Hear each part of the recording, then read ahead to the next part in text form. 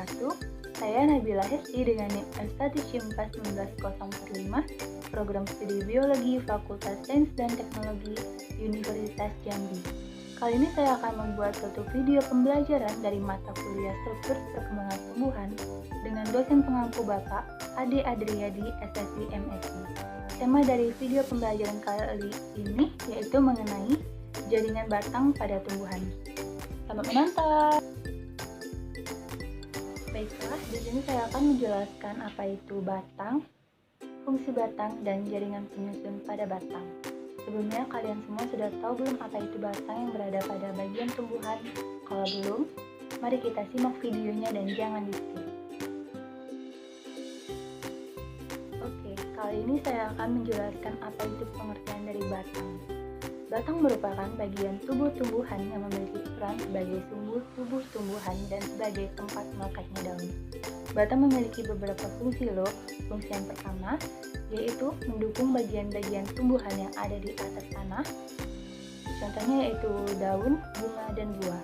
Dan fungsi yang kedua sebagai jalan pengangkutan air dan makanan dari akar dan daun ke seluruh bagian tubuh tumbuhan. Dan fungsi yang ketiga yaitu menjadi tempat penimbunan zat-zat cadangan makanan. Pada struktur batang pada tumbuhan umumnya mempunyai 3 jaringan. Jaringan yang pertama yaitu merupakan jaringan epidermis, dan yang kedua jaringan korteks, dan yang ketiga jaringan stele.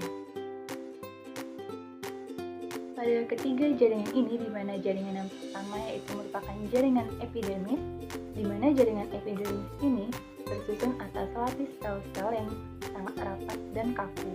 Dan kebanyakan pada jaringan epidermis ini akan dilapisi oleh lapisan lilin yang disebut kutikula untuk mencegah penguapan air yang berlebihan.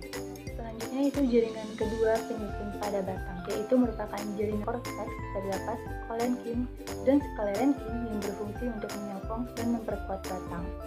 Pada batang muda mempunyai banyak kolenkin sebagai penyokong dan terdapat juga klorofil untuk proses fotosintesis. Pada batang yang sudah tua, kolenkin akan diganti dengan sklerenkin dan tidak ada klorofil. Selanjutnya itu jaringan yang ketiga, dan ini merupakan jaringan terakhir penyusun batang pada tumbuhan, yaitu jaringan stele. Pada jaringan stele ini tersusun atas perisikkel, xilem, dan floem yang tersebar dan empulur. Dan pada jaringan stele ini terdapat di bagian tengah batang. Selanjutnya yaitu perbedaan struktur jaringan pada batang dikotil dan monokotil. Pada struktur jaringan batang dikotil, pada jaringan epidermis terletak di bagian luar batang yang berfungsi untuk mengurangi penguapan air. Pada jaringan korteks yang terletak antara epidermis dan endodermis berfungsi untuk penguat dan terdapat parenkim sebagai jaringan dasar. Pada jaringan stele perisikkel yang berada di lapisan setelah endodermis berfungsi untuk memberi kekuatan pada batang. Pada berkas pembuluh floem yang berada di bagian dalam perisikkel dan bagian luar kambium berfungsi untuk pengangkutan makanan dari daun ke seluruh tumbuhan. Pada jaringan xilem, bagian dalam kambium berfungsi untuk mengangkut air dan mineral dari akar ke daun. Dan pada jaringan terakhir yaitu jaringan kambium yang terletak antara xilem dan floem berfungsi sebagai pembentukan xilem ke dalam dan floem keluar. Pada struktur jaringan monokotil, di mana jaringan epidermisnya juga terletak di bagian terluar batang. Fungsinya itu sebagai perlindungan terhadap penguapan air. Pada jaringan meristem dasar yang berada di seluruh jaringan yang berada di bagian dalam epidermis. Dan pada jaringan berkas pembuluh berada tersebar pada meristem dasar, dilindungi sarung berkas pengangkut yang berfungsi sama seperti dikotil.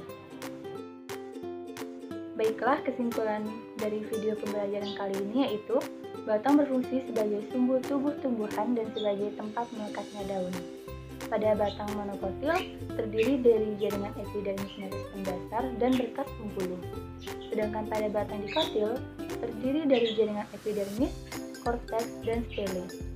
Pada bagian tubuh dikotil yang telah dewasa, epidermis akan digantikan oleh periderm yang memiliki tekstur keras dan tebal. Demikian video pembelajaran dari saya mengenai struktur perkembangan tumbuhan. Semoga dapat bermanfaat bagi kita semua. Jangan lupa di like dan di komen. Terima kasih. Assalamualaikum warahmatullahi wabarakatuh.